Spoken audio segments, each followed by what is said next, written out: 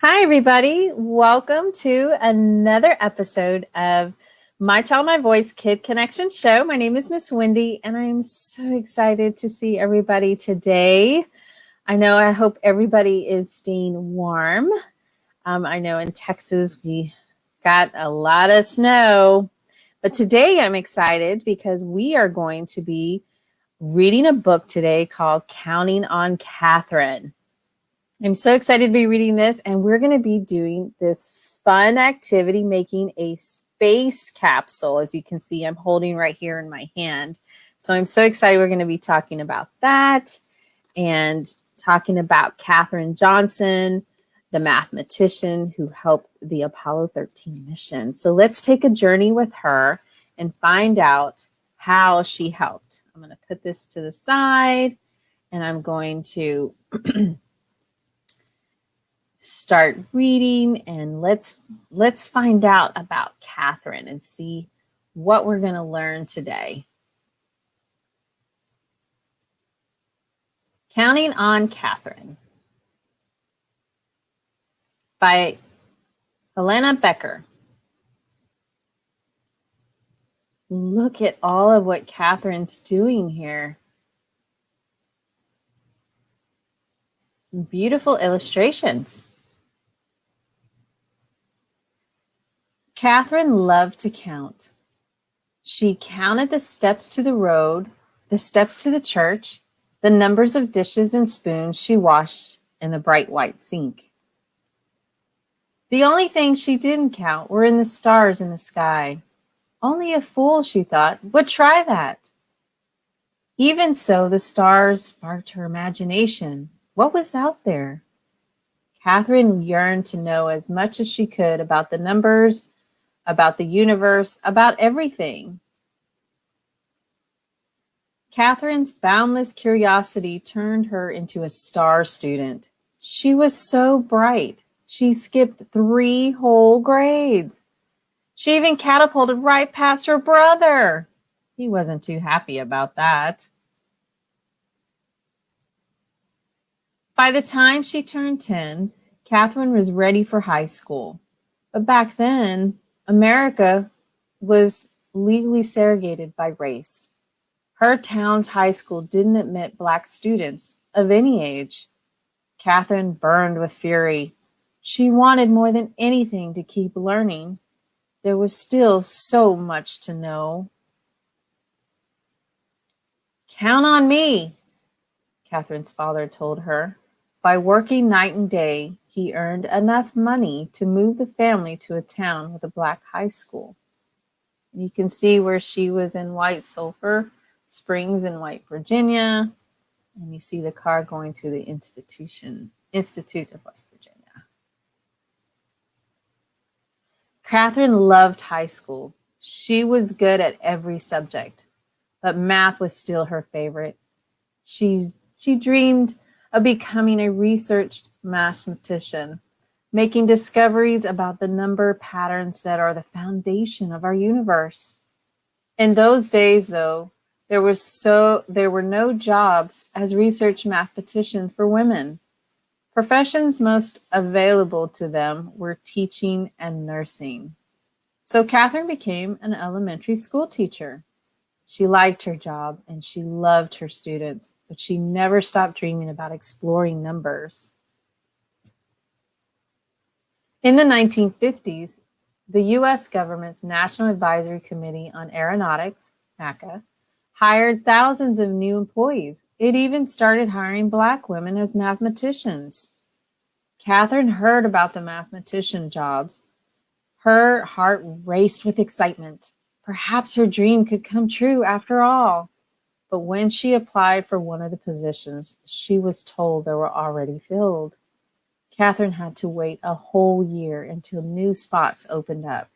Her patience paid off, and she got a job. And you see the building in the picture where it says Langley Aeronautic Laboratory in Hampton, Virginia. A few years later, the Soviet Union sent a rocket ship into space, launching a space race with the United States. NACA was rolled into a new space agency. the National Aeronautics and Space Administration, which we know today as NASA. Katherine now found herself at the heart of American space program. She worked as a computer. Electronic computers were not widely used yet, calculating long series of numbers. All the computers were women. They were even given the tasks that men thought were boring and unimportant. That didn't bother Katherine. She knew that without her contribution, a spaceship couldn't reach its destination nor safely return to Earth. Here's why. Sending a rocket ship into space is like throwing a ball into the air. At first, the force of the throw sends the ball up, up, and up. But as the energy runs out, the ball path curves back towards the ground, where it lands depending on what angle it was thrown and how high and how fast it flew. Because math, I got ahead of here. Because math is kind of a language, Katherine could ask the questions, how high would the rocket ship go and how fast would it travel? Using numbers, and numbers would probably provide the all-important answer, where would it land? To find out, Katherine plotted the numbers she calculated on a graph. When she joined the points together, they formed a curved line. At the end of that line was Earth at the time of the rocket ship launched. At the other was Earth would be when the ship landed. And you could see where Katherine is actually drawing almost the same thing as the picture of the balls. Katherine's reputation for accuracy and strong leadership skills, she was known for asking plenty of questions, got her promoted to Project Mercury, a new program designed to send the first American astronauts into space. Mercury's mission were going to be dangerous, so dangerous that even the Project Star astronaut, John Glenn, refused to fly unless Katherine okayed the numbers. You can count on me, she said. Glenn's spacecraft Friendship 7 orbited Earth 3 times and returned home safely. Glenn became a national hero. Katherine was promoted again. Now she was asked to calculate the flight plans for Project Apollo, the first flight to the moon. Count on me, she said. On July 20th, 1969, the Apollo 11 astronauts walked on the moon. Their feat was celebrated around the world. More triumph followed. Apollo 12 rocketed to the moon in November of 1969. And look at all those spaceships and rockets. Apollo 13 launched on April 11th, 1970. But on the third day of Apollo's 13th flight, the worst thing happened. An explosion in space. Could this cripple the spaceship make it to the moon? And if it didn't, would it be able to get back home to Earth? The 3 astronauts on board were in grave peril. Commander Jim Lovell told Mission Control, Houston, we have a problem. Back on Earth, Katherine Johnson got a phone call. Her flight path calculation would have to be done all over again and perfectly. It would be the toughest challenge of her life. Katherine told Mission Control, you can count on me. She rolled up her sleeve, took a deep breath, and began doing the math. She worked hard and fast. A few hours later, Katherine's calculations were finished. The flight path to return home would take the spaceship around the far side of the moon. From there, the moon's gravity would act like a slingshot to zing the ship back to Earth. To get home, the crew of Apollo 13 would have to follow Katherine's course exactly by burning off fuel at precise intervals. If the astronaut made a mistake, their ship would drift through space forever. Look how hard she's trying to calculate that. Katherine waited anxiously to hear the astronauts report. Finally, It crackled over the loudspeaker. We got it! Apollo 13 was back on track. Katherine Johnson had done it. She brought Apollo 13 home. She was no longer the kid who dreamed of what lay beyond the stars. She was now a star herself. And now that ends our story for how Katherine Johnson saved Apollo 13. What I love about this book is on the back of the book, you can read more about Katherine and about information about her. This is a really great book. I hope you enjoyed it as much as I have. I really got to enjoy how Katherine learned from a little girl up into the woman she was today. Now, we're going to be talking about another thing we want to bring up is about our spacecraft. Now, for those of you who are watching, you are going to be helping prepare for the safest return of Apollo 13. Part of your job involves designing the space capsule that the astronauts will return to Earth in. In order to create your space capsule, you may have to use the materials that I'm about to talk about in a few minutes. But as you create your space capsule, you must design it to slow down quickly. A space capsule travels too fast, will crash into the Earth's surface and be destroyed. Your space capsule must also be similar in shape to a cone without the point on top. So we're going to be talking about that in a few minutes. Let me move my screen back and stop sharing my screen, and let's bring me back to the camera. Hi, everybody. Let me stop sharing. And actually, in that screen that you saw was a view of Earth from Apollo 13. That is so beautiful. So what I was talking about is we're going to create an Apollo 13 space capsule out of the materials in your own home. This is so simple. So let's talk about the materials that you're going to need. So go in your, with the help of an adult in your house. These are the materials you're going to need. 1, aluminum foil. 2, regular tape. Doesn't matter what type, just tape. 3, scissors. Some string. Now, if you don't have string, you can use yarn. Any type of string will work. Even if you have shoestrings, that will work too. Now, what we're going to start with is I used a coffee filter. Now, if your mom, dad, or whoever you're staying with doesn't have a coffee filter, guess what? I'm going to show you my other one. You can use a cupcake liner, or you can be just as creative as a regular plastic bag. Of course, I have HEB here, but And the reason why I'm showing you this is because, like I said, we're going to do an experiment. Now, remember when Katherine in the book was doing all of this, she had to come up with her calculations. And of course, NASA had to do tests to make sure that this will run smoothly, right? But it took a lot of calculations. So we're going to start with that calculation, and I'm going to move my screen down so that you can see what I'm doing. Here is, let's imagine this being NASA, and we're trying to create our space capsule. First thing you want to do is get your aluminum foil. Of course, you look backwards here. Our aluminum foil. I'm going to take some foil. I wouldn't get that much. Take a little bit, and we're going to cut it. Don't worry about the size. Don't worry like mine cut here.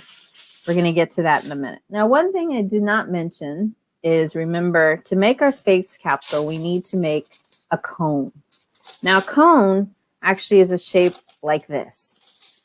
But in order to do the space capsule, it cannot have that cone on top. So I used a half cup. This is a cup I had in my house. Whether you have a regular cup or a glass, you want to use something that can kind of give you a cone shape. And this is the reason why I use that. You can even use a measuring cup that would probably do this, either half cup or a cup. So how I did that is I put the cup side facing up, And then I put my aluminum foil all around like this. Now I'm shaping it. And the reason why I'm shaping it, because I want it to stand on its own.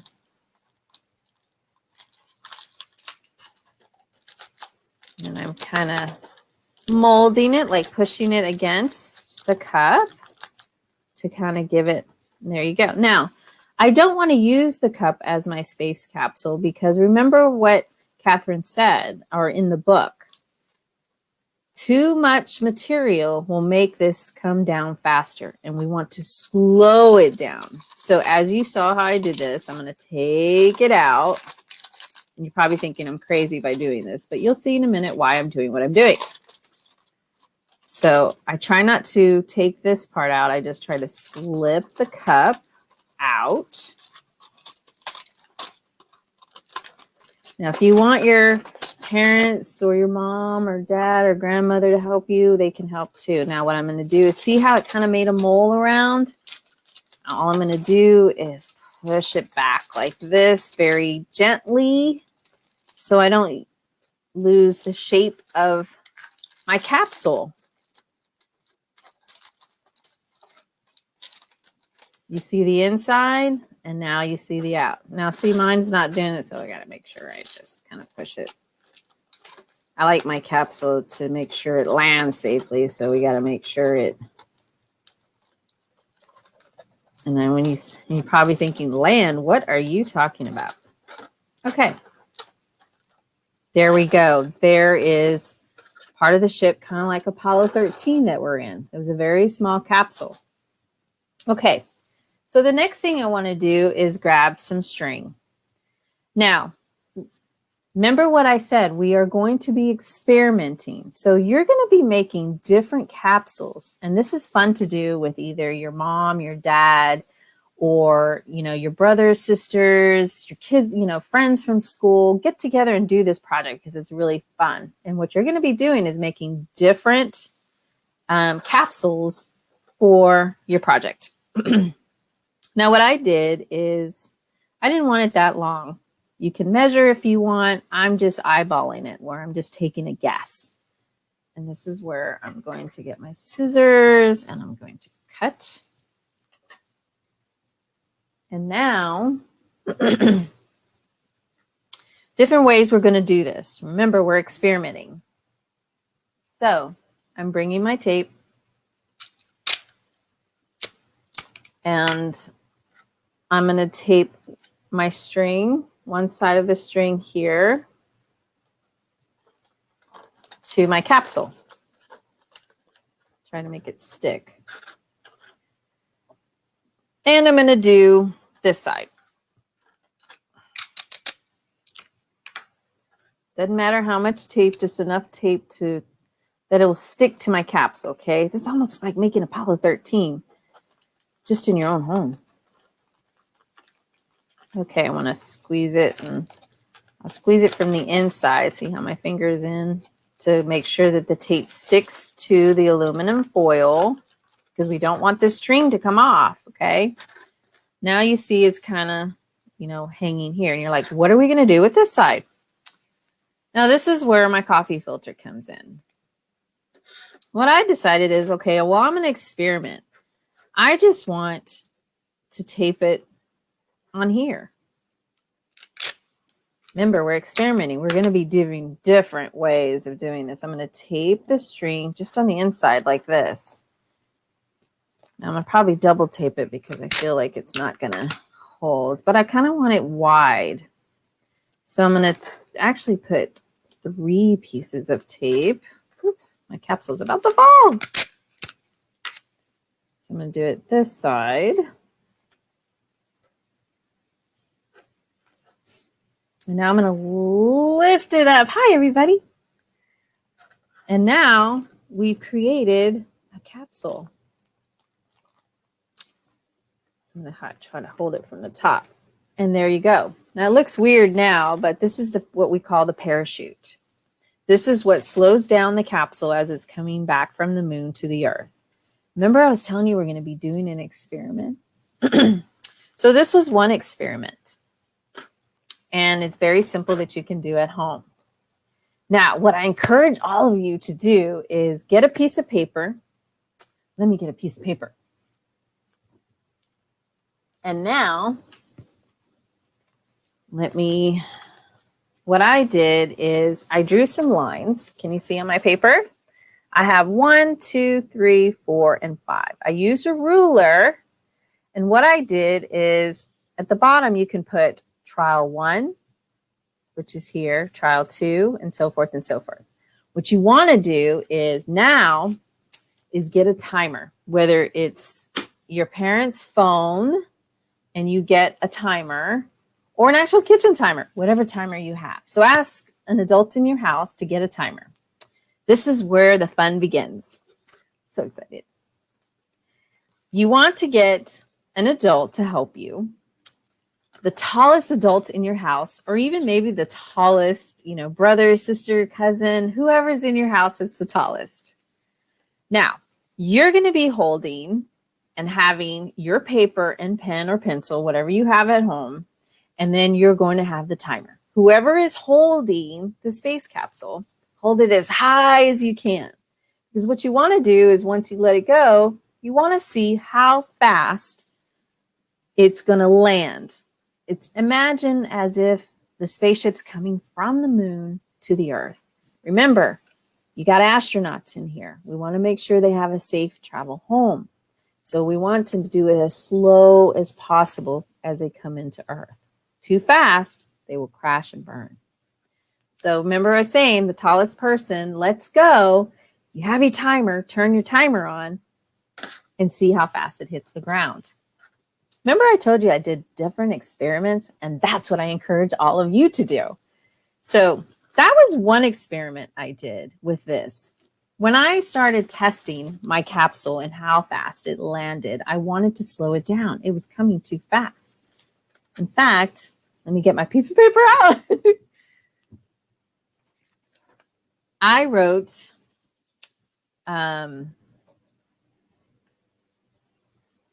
I have the first trial that I did was for 93 seconds. And I was like, that is too fast. I was like, I need to slow down. So what I did, I decided to do another experiment. I decided to do a second capsule, but the difference that I did is I used my hole puncher and I did a hole on my coffee filter and I tied the string. So what I did is I cut the string in 2 pieces and I tied it. So now it looks like the parachute. When I did this experiment,